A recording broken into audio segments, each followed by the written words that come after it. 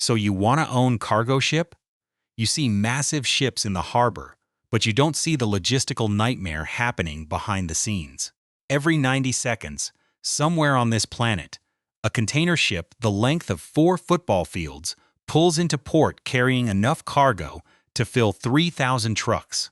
From the shore it looks effortless, a slow, silent giant gliding into place. What you don't see is the spreadsheet running underneath it, the fuel bill ticking upward by the hour. The insurance premium recalculated because of a war 1,000 miles away. The stack of containers on the return voyage that are empty, costing money instead of making it. Between astronomical port congestion fees and the crushing cost of empty container repositioning, the maritime industry is a brutal financial battlefield, fought largely in silence, on ledgers most people never see. Owning one of these vessels doesn't make you rich by default. It makes you the operator of one of the most capital-intensive, margin-thin businesses on Earth. This is the secret economics of how the world actually moves. Let's start with the number that scares away most first-time investors: the daily operating cost of a single Panamax-class vessel. A Panamax ship, named for its ability to just barely squeeze through the locks of the Panama Canal, typically runs somewhere between $8,000 and $12,000 a day in pure operating expenses before it has earned a single cent of freight revenue. That number doesn't include fuel. It doesn't include port fees. It's simply the cost of keeping the ship legally, physically, and operationally alive. Break it down, and the picture gets sharper. Crew wages alone can account for roughly a quarter of that daily figure. A typical Panamax carries a crew of 20 to 25 people: a captain, chief engineer, officers, able seamen, cooks, and cadets, many of whom are on international maritime contracts that include hazard pay, repatriation costs, and mandatory rest period compliance under international labor law. Crew costs have crept upward in recent years as global seafarer shortages have given experienced officers more negotiating leverage, particularly those certified to operate increasingly complex, partially automated bridge systems. Then there's maintenance, the quiet killer of shipowner profits. Steel hulls exposed to salt water 24 hours a day corrode. Ballast tanks need inspection. Propeller shafts need alignment. Every 5 years, a vessel must undergo dry docking, a process that can cost anywhere from $500,000 to several $1,000,000, depending on the ship's age and condition, and during which the vessel earns nothing at all. A shipowner isn't just running a transportation company. They're running a continuous industrial maintenance operation that happens to float. Insurance, which we'll return to later, adds another significant slice. Classification society fees, the inspections required to keep a vessel certified as seaworthy under international maritime law, add more. Lubricating oil, spare parts, communications systems, satellite tracking, provisions for the crew. All of it stacks up into what the industry bluntly calls OPEX, operating expenditure, and it accrues whether the ship is fully loaded with cargo or sitting empty at anchor waiting for instructions. Now overlay fuel. This is where the real paradox of deep-water shipping lives. A large cargo vessel doesn't burn fuel in a straight line relative to speed. It burns fuel roughly in proportion to the cube of its speed. That means increasing speed from 14 knots to 17 knots doesn't raise fuel consumption by 20%. It can nearly double it. A vessel burning perhaps 30 tons of heavy fuel oil a day at a modest cruising speed might burn 50 or 60 tons a day pushing for a faster arrival. This creates one of the strangest tensions in the entire industry. A shipowner under pressure to hit a tight delivery window might push the engines harder to shave 2 days off a 3-week voyage, and in doing so, burn through an entire week's worth of projected profit margin in fuel costs alone. The math is unforgiving. Speed is not free. Speed is the single most expensive decision a ship's operator makes on any given day, and it is a decision made in real time, often under commercial pressure from charterers who don't see and don't care about the fuel curve. This is why the industry has increasingly embraced what's called slow steaming, deliberately reducing speed to conserve fuel, even if it means longer transit times. It's a direct trade-off between speed and survival, and it reshaped global shipping economics after fuel price shocks made high-speed transits unsustainable for entire fleets. And then there's the ghost in the machine that no ship owner can control: the Baltic Dry Index. The Baltic Dry Index is essentially the pulse of global shipping demand, tracking the cost of chartering vessels to move raw materials like iron ore, coal, and grain across major shipping routes. It is notoriously, almost comically volatile.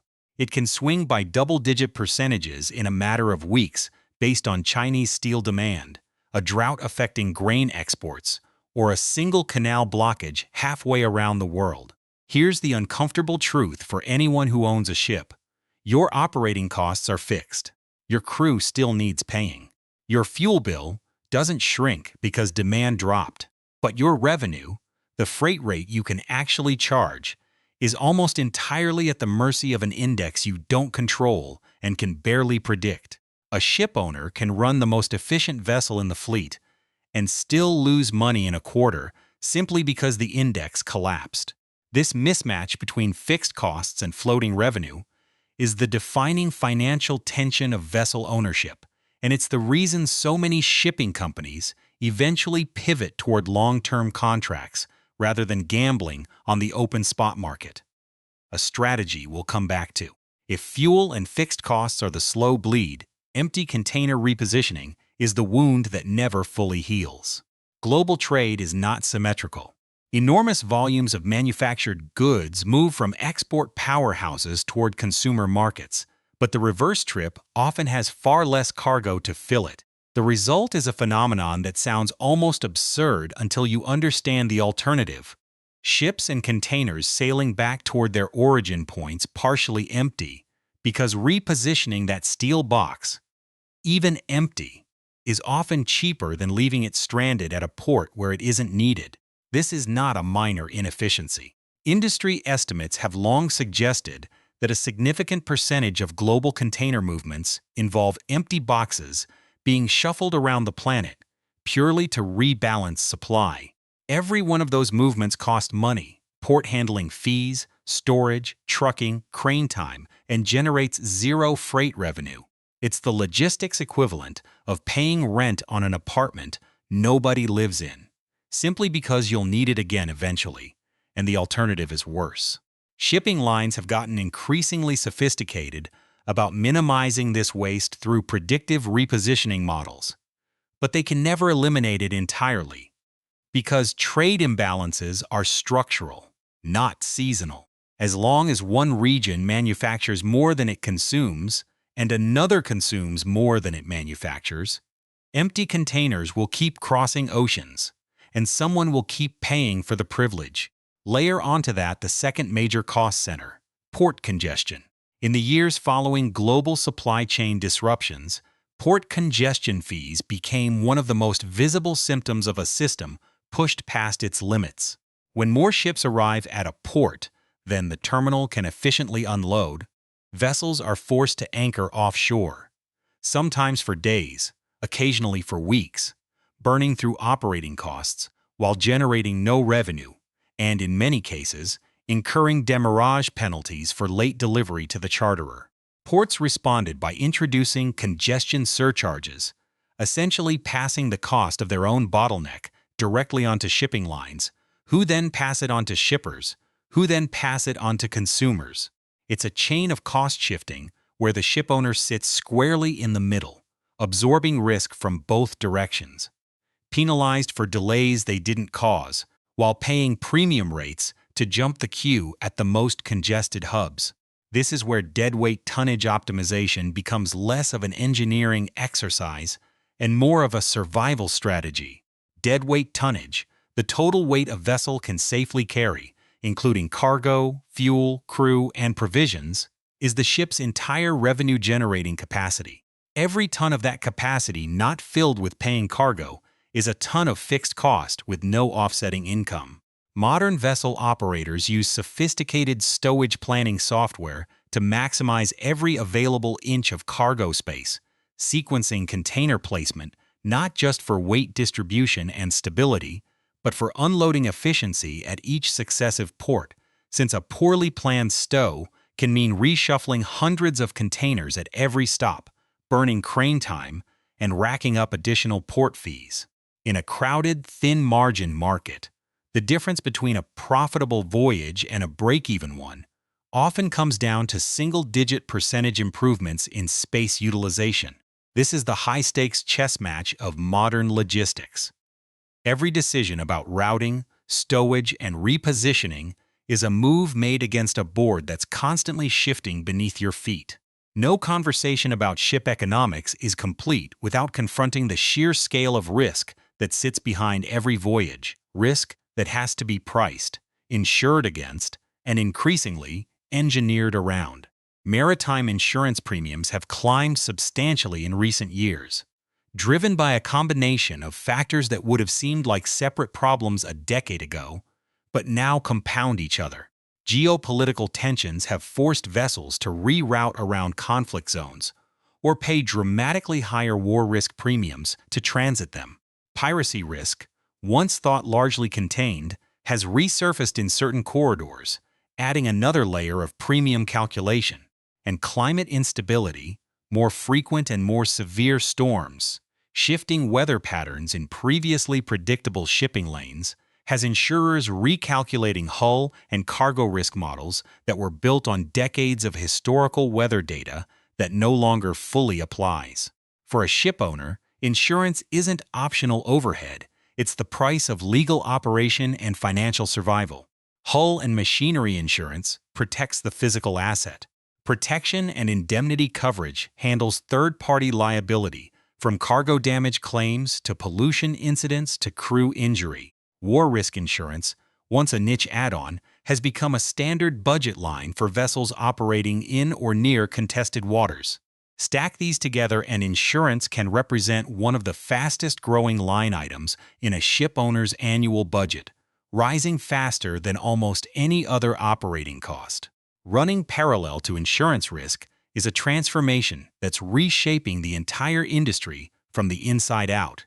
The shift toward environmental compliance and alternative fuels.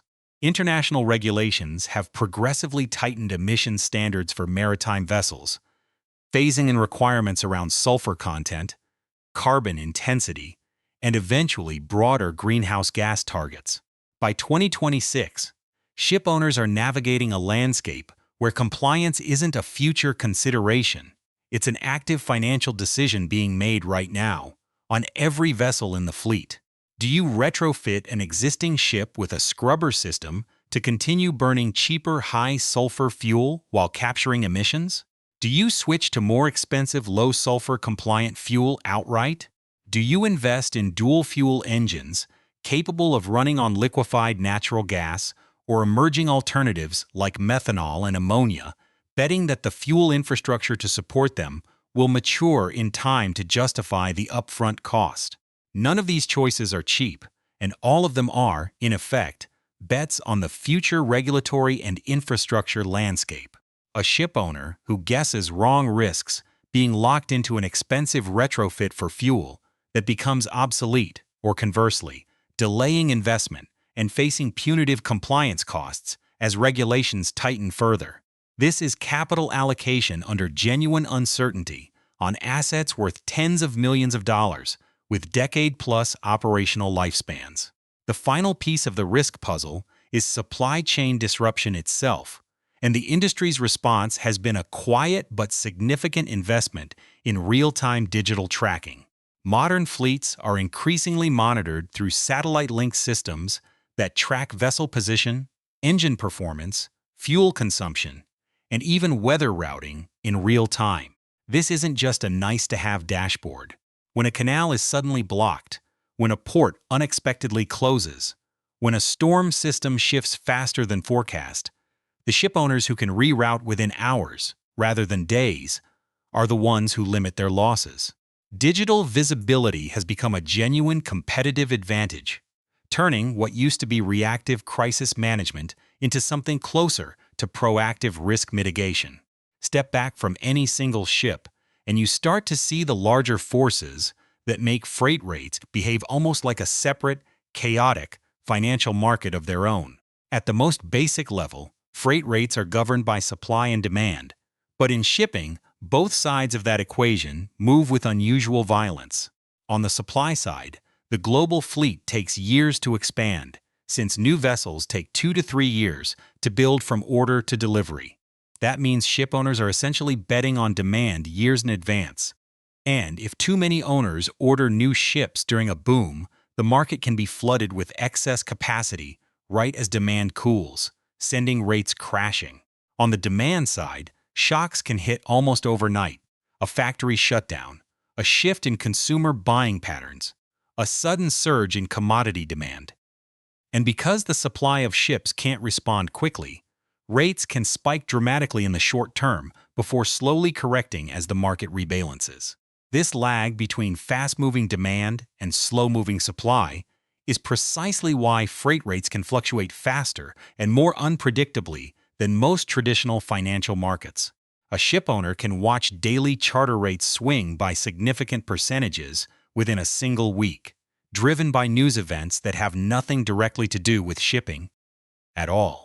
Regional trade tensions compound this volatility further. When trade relationships shift or tariffs reshape which countries are buying from which, cargo flows don't just shrink, they reroute. Ships that once ran efficient, direct point-to-point routes may suddenly need to take longer paths to avoid tariff zones, sanctioned regions, or geopolitically sensitive waters, adding days to transit times and substantial fuel costs to every affected voyage. Alliances between shipping lines shift in response, as carriers try to pool vessel capacity and share routes to preserve margins in redrawn trade corridors. And then there's a force that many independent shipowners find themselves squeezed by, quietly, over years: the rising power of mega forwarders. As freight forwarding and logistics has consolidated into the hands of a smaller number of enormous players, companies that control massive volumes of cargo and therefore enormous negotiating leverage, independent shipowners increasingly find themselves as price takers rather than price setters. A mega forwarder can play multiple carriers against each other, driving down charter rates through sheer volume leverage, while the shipowner is left absorbing rising fuel, insurance, and compliance costs on the other side. This is the invisible vise that has pushed consolidation across the ship-owning industry itself, as smaller operators merge or exit, rather than continue competing against forwarders who can dictate terms. Given everything stacked against the modern shipowner, thin margins, volatile rates, rising insurance, empty container waste, congestion penalties, how does anyone actually survive, let alone profit, in this business? The answer increasingly lies in treating a shipping company less like an industrial asset holder and more like a data-driven forecasting operation. AI-driven predictive modeling has moved from buzzword to genuine operational necessity for sophisticated fleet operators. By analyzing historical freight rate patterns alongside real-time indicators, port throughput data, commodity futures, weather systems, even satellite imagery of stockpiles at major export terminals, predictive models can give operators a meaningful head start in anticipating rate shifts before they fully materialize in the spot market. A shipowner who can see a demand dip coming a few weeks out can reposition vessels, adjust speed to conserve fuel, or lock in charters before the broader market catches on.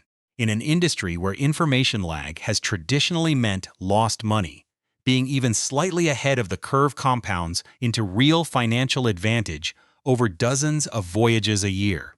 The second major survival strategy is one of the oldest in the industry, but it's taken on renewed importance amid modern volatility: long-term charter contracts as a hedge against spot market chaos. Rather than sending every vessel out to chase the highest available daily rate on the open spot market, a strategy that maximizes upside during booms but leaves owners brutally exposed during downturns. Many operators now structure a meaningful portion of their fleet around multi-year time charters with reliable counterparties. These contracts trade some potential upside for predictability, locking in revenue that covers fixed operating costs regardless of what the Baltic Dry Index does in any given month. It's the shipping industry's version of a diversified portfolio, a mix of stable, contracted income and more speculative spot market exposure, balanced according to how much risk an operator can actually stomach.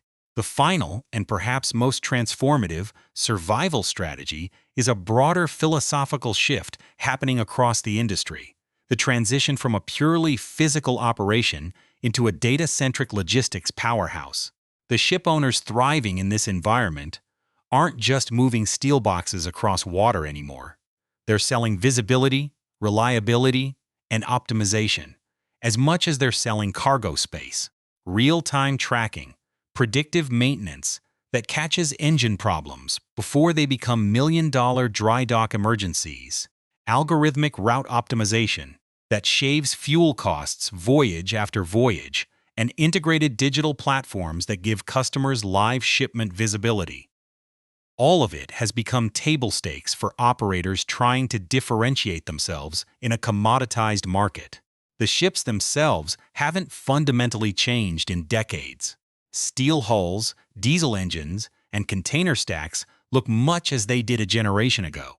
But the businesses running them have had no choice but to evolve, layering sophisticated digital infrastructure over a genuinely ancient industry.